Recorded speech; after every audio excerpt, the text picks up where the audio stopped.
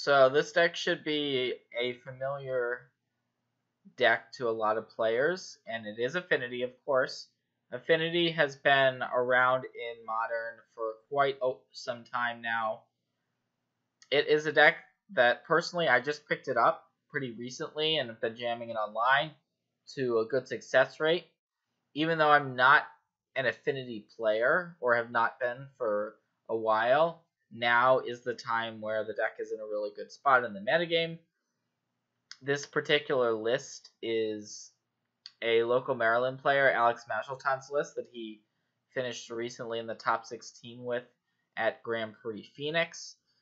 And it's not too different from what you normally see, but it turns out that with all the decks like Humans, Hollow One, and Tron doing so well, people oftentimes forget about Affinity, forget about needing to pack a lot of artifact removal in their sideboards.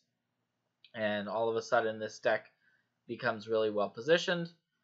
So we've got our 8 creature lands, of course, the Nexuses being Inkmoth and Blinkmoth. Inkmoth allows you to have those poison kills that you might not otherwise have access to. And then Blinkmoth.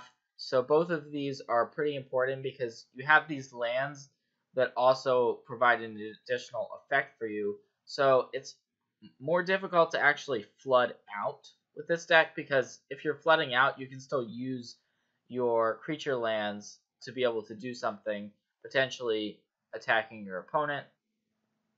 So Darksteel Citadel is also an artifact, so that's the big payoff for having it, but it's also indestructible, meaning your opponent isn't going to be able to Ancient Grudge something like a Darksteel Citadel, and that does come out. This deck does not need many colored sources, so there's one basic island. That is a hedge against cards like Field of Ruin, Path to Exile, Blood Moon, where you might want to have that basic in your deck, but the 4 copies of Spirit of Industry can produce whatever color you want, so there are a few colored spells between the main deck and sideboard, and you want to be able to cast those. So Spire of Industry helps with that, so does Springleaf Drum, so does Mox Opal. So those are your colored mana, flexible colored mana sources. And this deck wants to be very explosive with its draws, so you'll see a lot of early drops, and you want to be able to dump your hand very quickly. So there's a bunch of 0 mana cards. We've got Memnite, we've got Ornithopter as our creatures, we've got Mox Opal. So even though you can only play 1 land, of course, on the first turn, the Mox Opal, say you have a Darksteel Citadel, a Mox Opal, and a 0 mana play. Then all of a sudden you can use the Mox Opal on the very first turn of the game, and maybe you're able to play something like a turn 2 Steel Overseer, a Ravager, one of your more expensive heavy hitting spells. Welding Jar can protect from artifact removal, or basically removal of any kind that could deal with your artifacts. Signal Pest is an evasive threat that helps you go wide in terms of attacking. So there's only 2 copies of Galvanic Blast. That is a little bit unusual, at least in terms of traditional Affinity lists that play 4 Galvanic Blast, but here we've gone to some main deck Thoughtcasts. So Thoughtcast, it provides a way to draw cards, keep the gas going in your hand, and this deck can't actually afford to have that many colored spells, so you have to pick and choose which ones to include in the main deck. Vault Scourge is good because it can gain life, and it's more or less a 1-drop. Normally you are going to pay 1 for it and lose 2 life. This deck doesn't mind losing life, really. It's normally going to be the aggressor. Arcbound Ravager is one of your payoff cards along with the Cranial Platings, and these are kind of your reasons to have so many artifacts in the deck.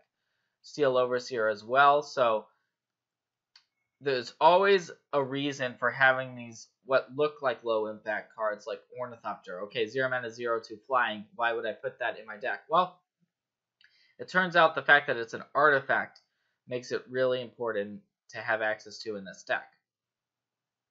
Etch Champion is going to be good against your removal heavy decks, where sometimes they try to simply destroy all of your artifact creatures.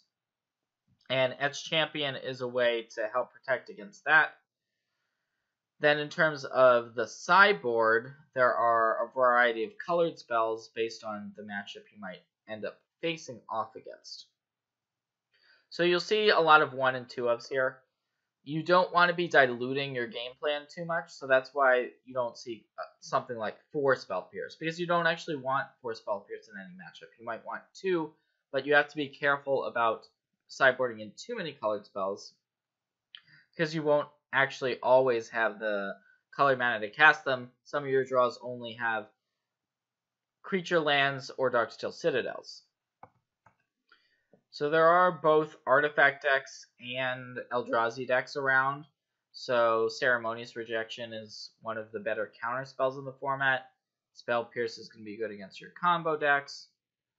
We have some Graveyard Hate that also happen to be artifacts in the Grafdigger's Cage and the Relic. Dispatch, it's a nice flexible removal spell that requires Metalcraft. Can come in a variety of weird spots. Ancient Grudge, the Mirror, other artifact decks. Ray of Revelation is for Boggles, and sometimes you'll see Stony Silences around, which is one of the cards you are most afraid of. So there's also a Wear Tear to kind of double as both artifact and enchantment removal. An additional copy of Master of Ethereum. We have them split between main deck and sideboard. So normally I'll be bringing this in spots where Etch Champion is going to be worse, so you would rather have Master of Ethereum, but you have to be careful about how many 3-mana cards are in your deck, because this deck is really low in terms of its converted mana costs. And the Ghirapur Aether Grid is going to be good primarily either as a secondary win condition or against decks that have a lot of 1 toughness creatures. And this is your Affinity deck. Let's see how it goes